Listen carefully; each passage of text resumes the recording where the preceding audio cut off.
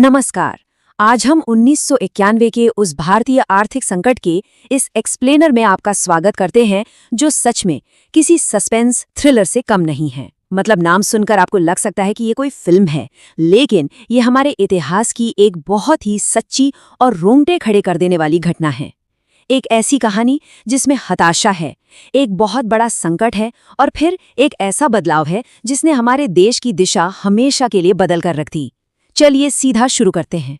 जरा इस आंकड़े पर गौर कीजिए। 1991 के मध्य तक हमारा विदेशी मुद्रा भंडार गिरकर सिर्फ 1.2 बिलियन डॉलर रह गया था। सुनने में शायद ये रकम बड़ी लगे, लेकिन एक पूरे देश को चलाने के लिए ये इतना कम था कि हमारे पास जरूरी चीजें आयात करने के लिए मुश्किल से 3 हफ्ते का पैसा बचा था। सोचिए, एक पूरा का पूरा राष्ट्र अंतर्राष्ट्रीय स्तर पर दिवालिया होने से सिर्फ 21 दिन दूर था। ये स्थिति सच में बहुत भयानक थी। तो अब सबसे बड़ा सवाल ये है कि आखिर एक देश ने खुद को डिफॉल्ट होने की उस गहरी खाई में गिरने से कैसे बचाया। इस पूरे एक्सप्लेनर में हम बिल्कुल एक इन्वेस्टिगेशन की तरह उन हताश कदमों और कड़े सुधारों की पड़ताल करेंगे जिन्होंने सचमुच पूरी अर्थव्यवस्था को तबाह होने से बचा लिया। तो चलिए सबसे पहले देखते हैं कि हम इस डिफॉल्ट के कगार तक पहुंचे कैसे। आखिर वो कौन से भारी दबाव थे जिन्होंने सरकार को पूरी तरह से कोने में धकेल दिया था। अगर आप इस टाइमलाइन को देखें तो समझ आएगा कि कैसे दुनिया भर में एक के बाद एक हुई घटनाओं ने हमारी अर्थव्यवस्था पर एक शिकंजे की तरह काम किया। ये एक तरह का डोमिनो इफेक्ट था। 1985 में आयात तेजी से बढ़ा, जिससे ट्विन डेफिसिट यानी दोहरा घाटा शुरू हुआ। फिर 1989 में आया वोल्कर शॉक, जिसने हमारी पूंजी को बाहर धकेलना शुरू किया। 1990 में खाड़ी युद्ध ने कच्चे तेल की कीमतों में आग लगा दी और रही सही कसर 1991 में सोवियत संघ के पतन ने पूरी कर दी, जिससे हमारा बहुत बड़ा व्यापारिक रास्ता ही बंद हो गया। और अब बात करते हैं उस सबसे सीक्रेट और सबसे ड्रामेटिक ऑपरेशन की, जो देश को दिवालिया होने से बचाने के लिए एकदम आखिरी रास्ते के तौर पर किया गया। हालात इतने बेकाबू थे कि अब सामान्य तरीकों से काम नहीं चलने वाला था। 1991 के आम चुनावों के ठीक बीच में एक बेहद गुप्त एयरलिफ्ट को मंजूरी दी गई। जरा कल्पना कीजिए, रात के घने अंधेरे में भारी सुरक्षा के बीच देश का 47 टन सोना बैंक ऑफ इंग्लैंड और 20 ton Union Bank of Switzerland भेजा जा रहा है। और ये सब क्यों? सिर्फ $600 मिलियन का आपातकालीन कैश जुटाने के लिए। लेकिन ये सब ज्यादा दिन छुप नहीं सका। जैसे ही देश का सोना गिरवी रखने की बात सामने आई, जनता में भारी आक्रोश फैल गया। देश का सोना बाहर जाना हमारी मजबूरी और सीमित विकल्पों का सबसे बड़ा प्रतीक बन गया। इसका राजनीतिक असर इतना भयंकर था कि जिस चंद्रशेखर सरकार ने इस एयरलिफ्ट को मंजूरी दी थी, वो कुछ ही महीनों के अंदर गिर गई। इसके बाद चुनाव हुए और नई सरकार बनी, और यहीं से शुरू होता है 1991 के सुधारों का वो बड़ा दांव जो हमारे लिए करो या मरो की स्थिति थी।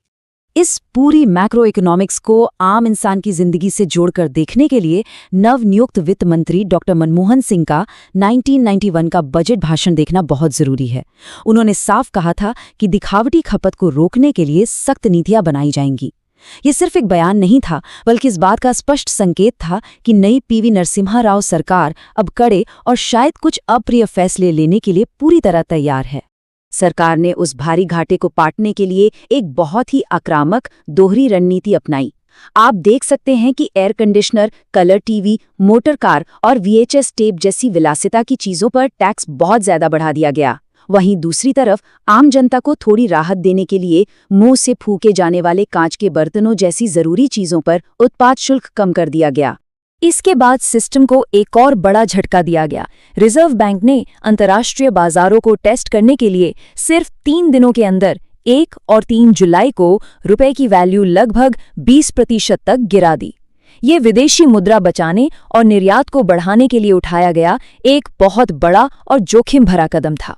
खैर, इन सारे कड़े फैसलों का नतीजा ये हुआ कि अंतर्राष्ट्रीय मुद्रा कोष और विश्व बैंक ने हमें $7 बिलियन का एक विशाल आपातकालीन लोन देना मान लिया। लेकिन ये कोई खैरात नहीं थी, इसकी एक बहुत बड़ी शर्त थी।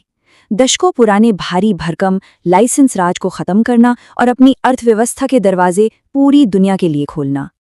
और यहीं से उदारीकरण, निजीकरण और वैश्वीकरण के उस विस्फोटक और नए युग की शुरुआत होती है। एक ऐसा दौर जिसने सब कुछ बदल दिया। अब ये डेटा देखना सच में काफी दिलचस्प है। जैसे ही विदेशी कंपनियों के लिए दरवाजे खुले, प्रत्यक्ष विदेशी निवेश यानी एफडीआई की तो जैसे बाढ़ ही आ गई। 2002 से 2010 के बीच के इस चार्ट को देखिए। सबसे ज्यादा विदेशी पैसा सीधा बिजली, पेट्रोल और सर्विस सेक्टर में आया, जबकि टेलीकॉम में ये निवेश थोड़ा मध्यम रहा। अगर हम उन सुधारों को आज के समय से जोड़कर देखें तो समझ आता है कि हमारी आज की दुनिया की नींव वहीं रखी गई थी। इसी के कारण टेक और एआई का ग्लोबल इंटीग्रेशन हो पाया, जिससे आज हम नोटबुक एलएम जैसे टूल्स इस्तेमाल कर पा रहे हैं। बजाज फिनसर्व जैसे प्राइवेट फाइनेंशियल प्लेटफॉर्म्स बड़े हुए और रेस आईएएस जैसे संस्थानों के साथ शिक्षा और प्राइवेट कोचिंग के क्षेत्र में एक बड़ा उछाल देखने को मिला। और इन सबका नतीजा वो सच में हैरान करने वाला है। 1991 में जो अर्थव्यवस्था सिर्फ $266 बिलियन की थी, 2025 में उसकी जीडीपी $4.18 ट्रिलियन होने का अनुमान है। मतलब एक बहुत ही विशाल छलांग। इस दौरान गरीबी में भी भारी गिरावट आई है, जो इन सुधारों की सफलता का सबसे बड़ा सबूत है। लेकिन रुकिए, हर कहानी की तरह इस कहानी का भी एक दूसरा पहलू है। अब बात करते हैं इस नई आई दौलत के असमान बंटवारे की। लंदन स्कूल ऑफ इकोनॉमिक्स का डेटा हमें एक बहुत ही अलग और अहम तस्वीर दिखाता है।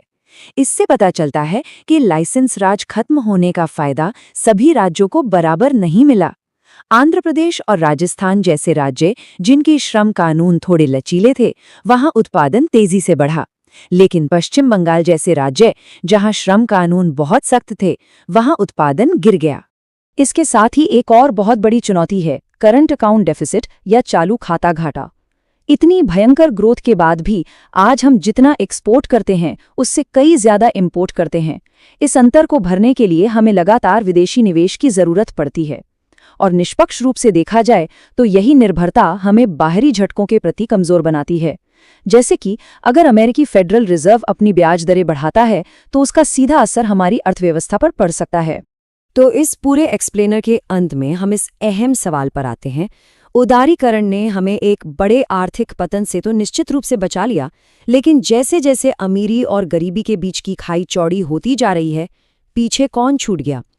ये एक ऐसा सवाल है जो 1991 के उस संकट की जटिल विरासत को समझने के लिए बहुत जरूरी है। आज के इस एक्सप्लेनर में हमारे साथ जुड़ने के लिए आपका बहुत बहुत धन्यवाद।